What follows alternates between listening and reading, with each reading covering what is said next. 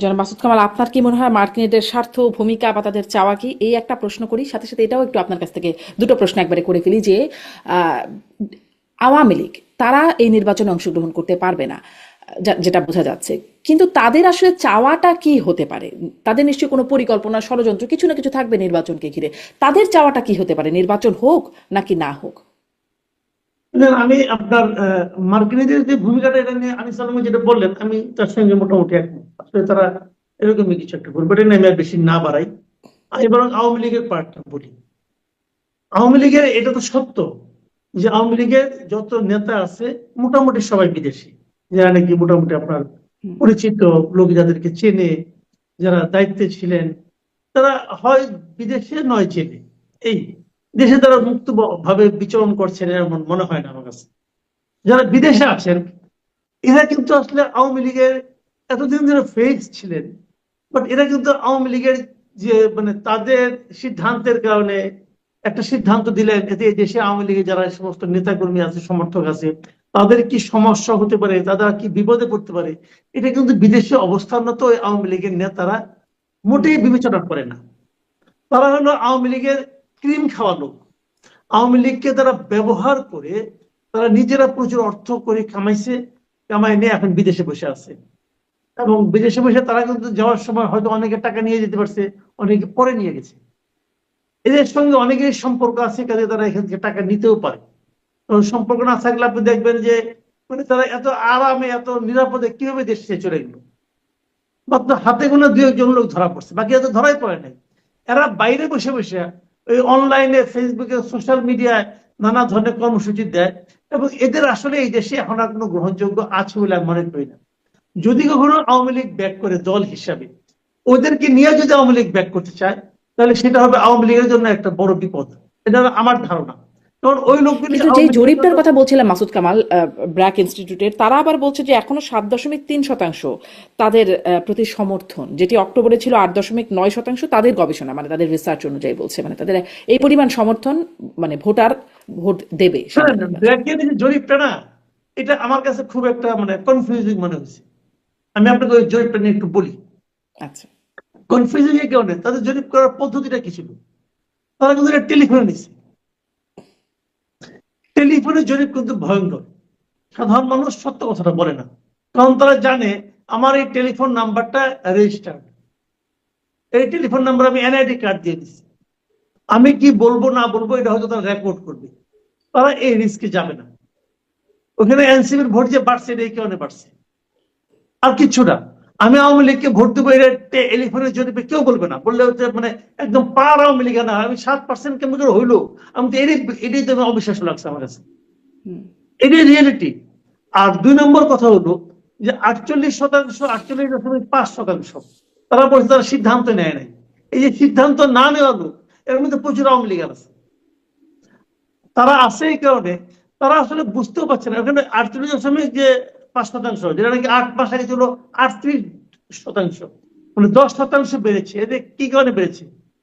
এই 8 মাস আগে কিন্তু আওয়ামী লীগ নিষিদ্ধ ছিল না, নিষিদ্ধ কিন্তু এর মধ্যে হয়েছে, হওয়ার কারণে এটা বেড়ে গেছে।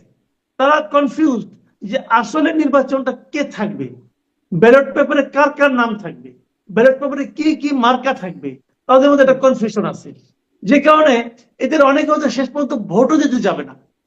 কিন্তু আবার কিছু লোক যাবে, যাকে না ভোটের অপশন করছে, হয়তো না ভোটে কিছু লোক গিয়ে ভোট দিয়ে আসবে। এটাও আপনি দেখবেন এবার না ভোটের দাপট, এবার দাপট দেখেন আপনি, এবার অনেক না ভোট কিন্তু না ভোট তো সম্ভবত আমি যতটুকু দেখলাম যে তখন দেয়া যাবে যখন একজন, মানে বিকল্প নাই সেখানে। বিকল্প থাকলে তো না ভোটের অপশন মনে হয় থাকবে না। রাইট। বিকল্প থাকলে থাকবে না এটা আমি জানি না, তো এটা আমি বলতে পারছি না তাহলে। হ্যাঁ, এটা থাকা বিএনপি উচিত ছিল। প্রতিবাদ করছে।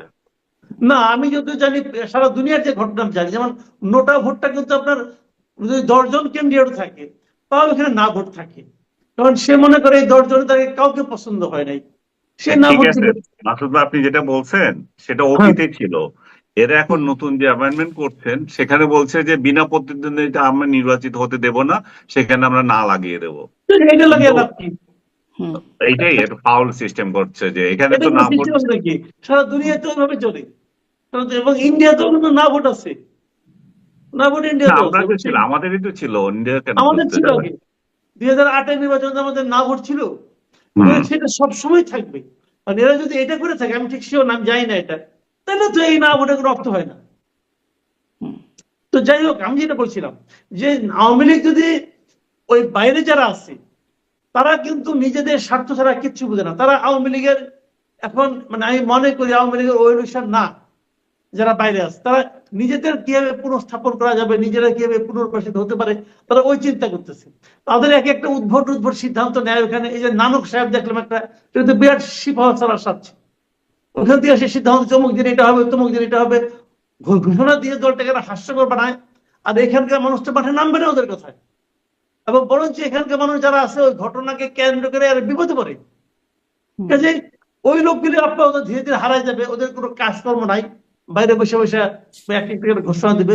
কিন্তু আওয়ামী লীগকে যদি দাঁড়াতে হয়, আওয়ামী লীগ এই দেশে যারা আছে এখনো তাদের মাধ্যমে দাঁড়াতে হবে। এবং এই নির্বাচনে কিছু আওয়ামী লীগের লোক কিন্তু স্বতন্ত্র হিসাবে দাঁড়াবে বলে আমার ধারণা। আমি জানি না হবে কিনা, বাট আমার ধারণা, আমার কেন যেন মনে হয় কি কিছু লোক আছে যারা স্বতন্ত্র হিসাবে দাঁড়ায় যাবে। তাদের সংখ্যা হয়তো কম হবে, কিন্তু তাদেরকে দাঁড়াতে দেবে কিনা আমি তাও জানি না। যদি দাঁড়াতে দেয় তাহলে দাঁড়াতে দেবে না কে, মানে দাঁড়াতে দেবে এই সন্দেহটা কেন? এখন যারা দেয় না, আচ্ছা একটা বলেন আপনি, একজন লোক একসময় ছাত্রলীগ করতো অথবা আওয়ামী লীগ করতো, তারা ধরে পিটাচ্ছে না? পিটাচ্ছে তো, তার বিরুদ্ধে কোনো মামলা নাই, তার অপরাধ কি? একসময় আওয়ামী লীগ করতো, আওয়ামী লীগের অমুক কমিটির সদস্য আছে, যে দাঁড়াবে তার বিরুদ্ধে এগুলো হবে। এই সমস্ত মব হবে কিন্তু, দেখেন আপনি, যদি মব হয় তাহলে তো যদি সে সম্ভাবনাময় হয় তাহলে তো আরো বেশি মব হবে। তবে তখন আবার আইন শৃঙ্খলা কি থাকবে আমি জানি না। যদি আর্মি যখন সব জায়গায় যদি থাকে তাহলে আইন শৃঙ্খলা ভালো হতে পারে। 1-11 পদধ্বনি শুনতে পাচ্ছিলেন কদিন আগে মাহফুজ আলম। নাহিদ ইসলামও সম্প্রতি বললেন যে জাতীয় ঐক্য না রাখতে পারলে 1-11 তিনিও 1-11 দেখতে পাচ্ছেন। এই 1-11টা মানে শুরুর দিকে দেখতেন 5ই আগস্টের পর বেশ কিছুদিন মির্জা ফখরুল ইসলাম আলমগীর খুব 1-11 কথা বলতেন। এখন মাহফুজ আলম, নাহিদ ইসলাম ইনারা 1-11 কথা বলছেন। 1-11 কথা এখনো কেন আসছে এবং একটু পক্ষ চেঞ্জ হয়ে আসছে কেন? আমি এটাকে একটু বলি আপনার কাছে, 1-11 জিনিসটা কি এটা বলেন তো আমাকে। 1-11 কেন হয়েছিল, কেন এসেছিল, এটা আপনার ঘটনা নিশ্চয় মনে আছে। হুম। 2007-এর জানুয়ারি 22 তারিখে একটা ইলেকশন হওয়ার কথা ছিল। সেই ইলেকশনে এই তত্ত্বাবধায়ক সরকার, সেই তত্ত্বাবধায়ক সরকারের তখন প্রেসিডেন্ট ছিলেন ইয়াজউদ্দিন আহমেদ, এবং সেই তত্ত্বাবধায়ক সরকারের প্রধান উপদেষ্টা ছিলেন ইয়াজউদ্দিন আহমেদ নিজেই। উনি প্রেসিডেন্ট, উনি প্রধান উপদেষ্টা। কেন? প্রথমে বিএনপি ক্যারিকেচার করে আনতে চাইছিল KM হাসানকে। KM হাসান আসতে চান নাই, বিব্রত হয়েছেন এক পর্যায়ে আওয়ামী লীগের আন্দোলনের কারণে। তারপরে নানা ক্যারিকেচার করে ইয়াজউদ্দিন আহমেদকে ওনারা বানাইলেন উপদেষ্টা। তো সেই নির্বাচনটা যখন তারা 22 তারিখে করবে, তার আগে কিন্তু আওয়ামী লীগ এক পর্যায়ে সবাই তারা উদ্র করলো যে আমরা কোনো ইলেকশন করবো না। তাহলে একতরফা নির্বাচনের দিকে দেশ অগ্রসর হচ্ছিল। যে নির্বাচনটা 2014-তে আওয়ামী লীগ করছে, সেই নির্বাচনটা কিন্তু 2007-এ বিএনপি করার উদ্যোগ নিয়েছিল, হয়ে যেত নির্বাচন।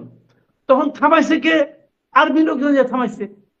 আর্মি যে বলছে যে এইভাবে একতরফা নির্বাচন করা ঠিক হবে না, তারা কিন্তু থামাইছে।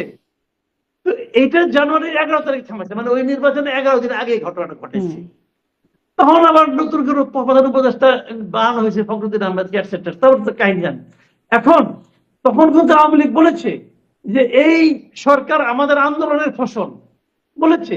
এই শেখ হাসিনা বলেছেন যে এরা যা কিছু করবে সবকিছুকে আমরা যদি ক্ষমতায় যাই আমরা এগুলিকে দিব, মানে আপনার মেনে নিব, ক্লিন চিট দিব আপনার সবগুলিকে, এগুলো তো বলছে তো। তাহলে আওয়ামী লীগ তো এই সরকারকে চেয়েছে। আচ্ছা, তারপরে দেখা গেল ক্ষমতায় আসার পর এই 1-11 সরকারের সবচেয়ে বড় সমালোচক কে হয়ে গেল? আওয়ামী লীগ হয়ে গেল। কেন হইল? হইল এই কারণে যে আওয়ামী লীগের তখন এই তত্ত্বাবধায়ক সরকারের সিস্টেমটাকে বাতিল করার জন্য একটা অজুহাত দরকার ছিল। আমার এই কাজটা তারা করলো 1-11। তো 1-11 খারাপটা কি বুঝান তোমার আপনি? 1-11 একটা একতরফা নির্বাচনের হাত থেকে দেশকে রক্ষা করছে, করছেন ভাই, এটা রিয়েলিটি। তারপরে যারা দায়িত্ব নেওয়ার পরে লম্বা সময় থাকছে, এটা আমরা সমালোচনা করছি। এখনো তো এই সরকার, হাসিনা সরকারের পথের উপর আমরা সরকার আছি, আমরা তো সবাই মিলেই আনছি। আমরা তো ইউনিট সরকারকে কখনো খারাপ বলি নাই, কিন্তু মানে ইউনিট সাহেব কিন্তু প্রধান উপদেষ্টা বানাইছে, আমরা কি খারাপ বলছি? ওই সময় তো তার কোনো বিকল্প ছিল না। এখন আমরা বলতেছি আপনারা এই কাজ পারেন না, ওই কাজ পারেন না, সেই কাজ পারেন না। আর যদি কাল না পারেন তাহলে তো আমি একটু সমালোচনা করতেই পারি। এখন যদি তারা এই নির্বাচন ঠিক মতো দিতে না পারে, যদি নির্বাচন দিতে দেরি করে অথবা নির্বাচন দিতে অপারগতা প্রকাশ করে অথবা সেরকম বাস্তবতা তৈরি হয়, তাহলে অনেক কিছু হতে পারে। তাহলে 1-11 বলেন, 2-12 বলেন, কি হবে আমি জানি, কোন দিন আসবে তা আমরা তো জানি না। কাজে এটাকে সবাই যেমন বলতেছে যে আর্মি আসতে পারে, আর্মিও আসতে পারে, কিন্তু আর্মির প্রধান তো সরাসরি বলেছেন যে আমরা চাই নির্বাচনটা হয়ে যাক। এবং এখন পর্যন্ত দায়িত্ব নেওয়ার পর থেকে, মানে এই সরকার দায়িত্ব নেওয়ার পর থেকে আর্মির কোনো একটা আচরণে কি কারো মনে হয়েছে যে আর্মি ক্ষমতা গ্রহণ করার জন্য আগ্রহী? আমি তো ভাই দেখিনি এরকম। আর্মিকে যেভাবে কিন্তু তিনি আবার ওই যে 18 মাসের একটা একটা সময়সীমা দিয়ে রেখেছেন, তারপরে কি মানে 18 মাস পর্যন্ত সহযোগিতা করবেন বলেছিলেন। ইলেকশন তো 18 মাসের সময় সীমার মধ্যে হচ্ছে। হ্যাঁ, এখন যদি না হয় তখন একটা সম্ভাবনা, আশঙ্কা যাই বলেন না কেন থাকতেও পারে, বাট সেটা নিয়ে এত উত্তেজিত হওয়ার কিছু নাই আমি মনে করি। আচ্ছা।